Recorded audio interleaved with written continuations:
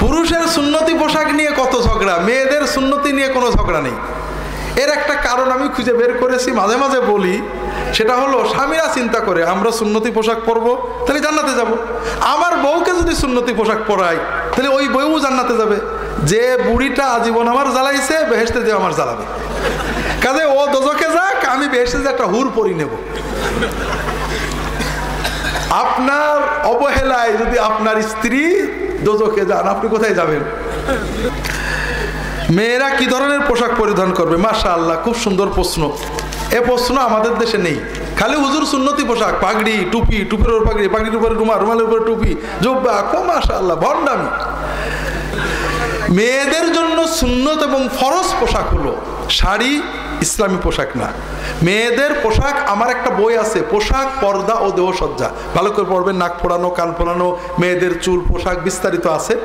মেয়েদের পোশাক হবে, মহিলা সাহাবীরা, নবীজির স্ত্রী মেয়েরা যেটা পরতেন, পূর্ণ হাতা এবং পায়ের গোড়ালির নিচ পর্যন্ত ম্যাক্স, অথবা এরকম ঢিলে ঢালা বড় কামিজ, নিচেই সায়া অথবা পাজামা, আর উপরে বড় ওড়না। মিনিমাম এই তিনটে পোশাক মুসলমান মেয়েরা সবসময় পরে থাকবেন, বাড়িতে, কর্মের সময়ে, আর নামাজের সময় এগুলো পরবেন। মহিলা সাহাবীরা বা নবীজি সাল্লাল্লাহু স্ত্রীরা অনেক সময় নামাজের সময় তারা বোরকা পরে নিতেন উপরন্ত। কত বছর বয়স থেকে মেয়েদের নামাজ ও পর্দা ফরজ হয়ে যায়? মেয়েদের নামাজ এবং পর্দা ফরজ হয় সাবালিকা হলে। আর সাবালিকা হয় মেয়েরা কিভাবে আপনারা জানেন? মেয়েরা যখন তাদের মাসিক রক্তস্রাব তৈরি হয় তখন থেকে।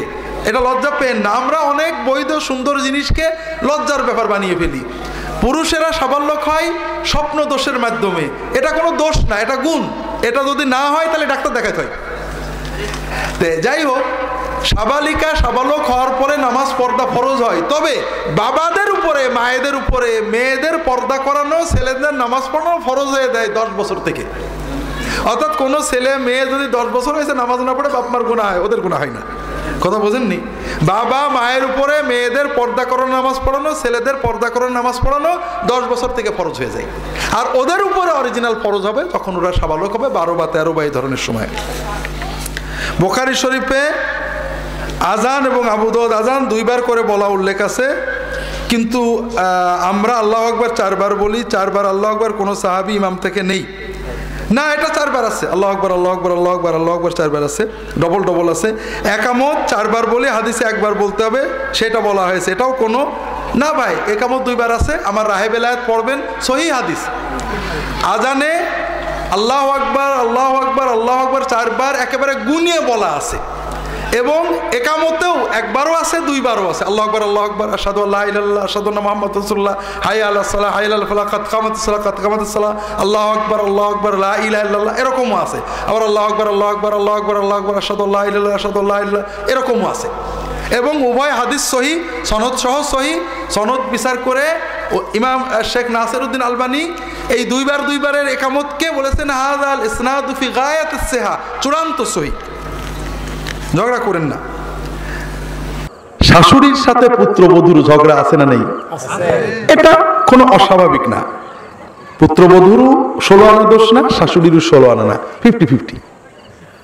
কিন্তু কোন পুত্রবধূ যদি তার মনের ব্যথা স্বামীকে বলে, স্বামীকে তার পিতামাতার হক নষ্ট করতে উদ্বুদ্ধ করে, স্ত্রীর কারণে স্বামী পিতামাতার সাথে খারাপ ব্যবহার করে অথবা ভাই বোনের হক নষ্ট করে, তাহলে ওই স্বামীর আয়ু কমবে, রিজিক কমবে, কোনো কৌশলে ঠেকাতে পারবে না।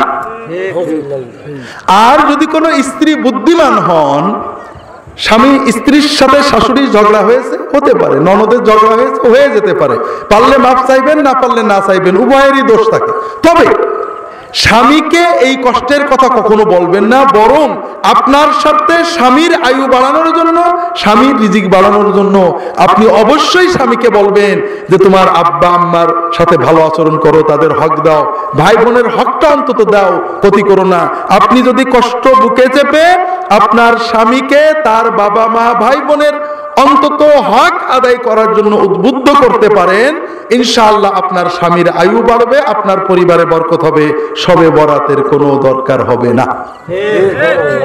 তবে আমাদের লস আছে। কথা বোঝেন, আমাদের লস আছে না? প্রথম লস আমাদের দাওয়াত কমে যাবে।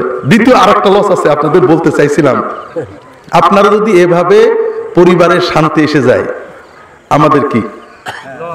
কেন জানেন? যত তাবিজ তদবির অধিকাংশই কিন্তু পারিবারিক অশান্তির জন্য। এতে আমাদের টাকাও মানুষ বেশি দেয়। এখন যদি আপনাদের সব শান্তি এসে যায়, আমাদের কি লস না? তারপরেও দেখেন আপনারা কি করেন, আমাদের দিক যদি তাকান তাহলে আর এগুলো করেন না। যেটা বলছিলাম, আল্লাহ রাসূল সাল্লাল্লাহু আলাইহি ওয়াসাল্লাম বলছেন মেয়েদের জন্য নফল নামাজ কোনো দরকার নেই, যদি করে আলহামদুলিল্লাহ গোল্ডেনে পাবে। কিন্তু যদি কোনো মেয়ে শুধু 5 ওয়াক্ত ফরজ নামাজ আদায় করে, আমাদের দেশে মহিলারা অনেকে নামাজ পড়েন কিন্তু বসে আছে নাকি? ফরজ নামাজ বসে পড়লে কিন্তু হবে না, যিনি দাঁড়াতে পারেন পুরুষ হোক মহিলাও দাঁড়িয়ে পড়া ফরজ। আমাদের দেশে মেয়েরা নামাজ পড়েন শাড়ি পরে, ঠিক না? শাড়ি কিন্তু মুসলমানদের পোশাক না, এটা হিন্দুদের পোশাক। আমরা পুরুষেরা টুপি নিয়ে কত ঝগড়া করি, গোল লম্বা আছে কোন 4 কোনা 5 কোনা পাগড়ি নিয়ে, হুজুরের মাথায় পাগড়ি নেই, মুসল্লির মাথায় পাগড়ি, নামাজ মাকিরেও আছে না নেই? যত ঝগড়া নফল নিয়ে, ফরজ নিয়ে কোনো ঝগড়া নেই। যেটা বলছিলাম ভাইরা, এগুলো সব নফল মুস্তাহাব। আর মেয়েদের জন্য ফরজ পোশাক আমরা দিচ্ছি না। মেয়েদের ফরজ পোশাক এবং সুন্নত পোশাক সেটা হলো পুরো ম্যাক্সি, এই গলা দিয়ে পায়ের গোড়ালির নিচু পর্যন্ত ঝুল হবে, এই কবজি পর্যন্ত বা আঙুল পর্যন্ত হাতার ঝুল হবে, এইরকম ম্যাক্সি। ম্যাক্সির উপরে বড় ওড়না, চাদরের মতো ওড়না, ম্যাক্সির নিচেই পাজামা অথবা সায়া।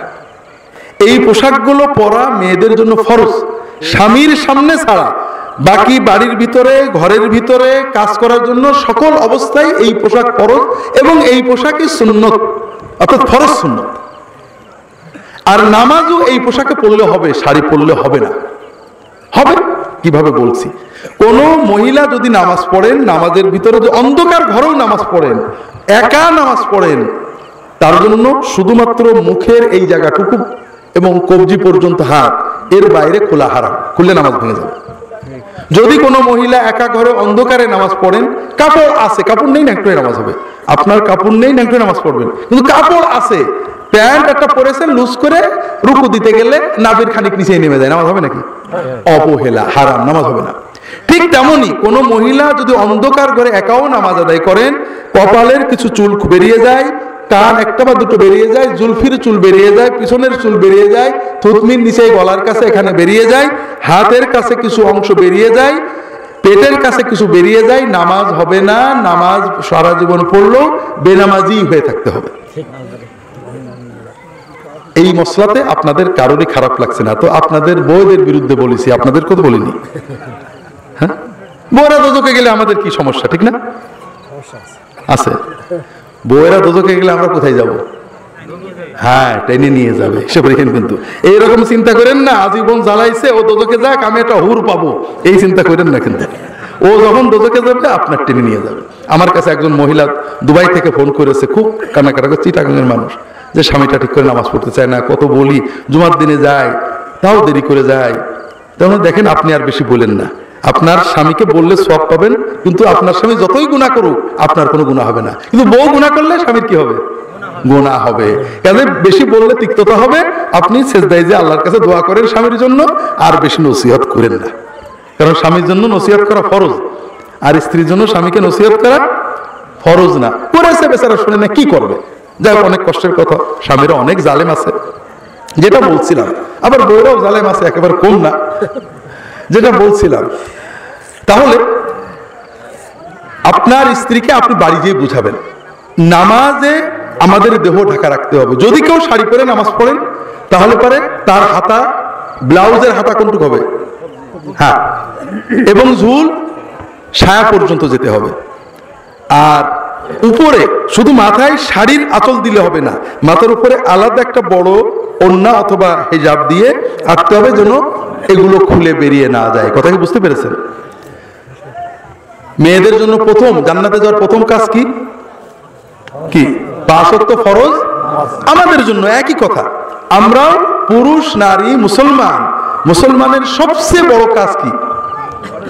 হ্যাঁ, আমরা নামাজকে কঠিন মনে করি, যেমন সকালবেলায় আধা ঘন্টা হাঁটাকে কঠিন মনে করি, কিন্তু সপ্তাহে সপ্তাহে রক্ত দেয়া কঠিন মনে হয় না।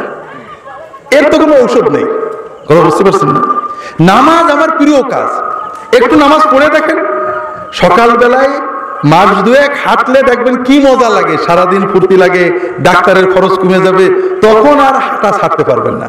আর নামাজ যখন পড়বেন, নামাজের পরে দোয়া করলে আল্লাহ কবুল করে, মনে শান্তি লাগে, রোগ ব্যাধি কমে গেছে, বিপদ আপদ কমে গেছে, হুজুরের এখন আর অত টাকা দেওয়া লাগছে না, দেখবেন তখন আর নামাজ ছাড়তে পারবেন না। এই জন্য নামাজ আল্লাহর সাথে বান্দার সবচেয়ে প্রিয় সম্পর্ক। 5 ওয়াক্ত ফরজ নামাজ আমাদের পড়তে হবে আমাদের নিজের জন্য। ওয়াসামাত শাহরাহা, এবং রমজানের, শুধু রমজানের ফরজ রোজাটা রাখবে, নফল রোজা জরুরি নয়।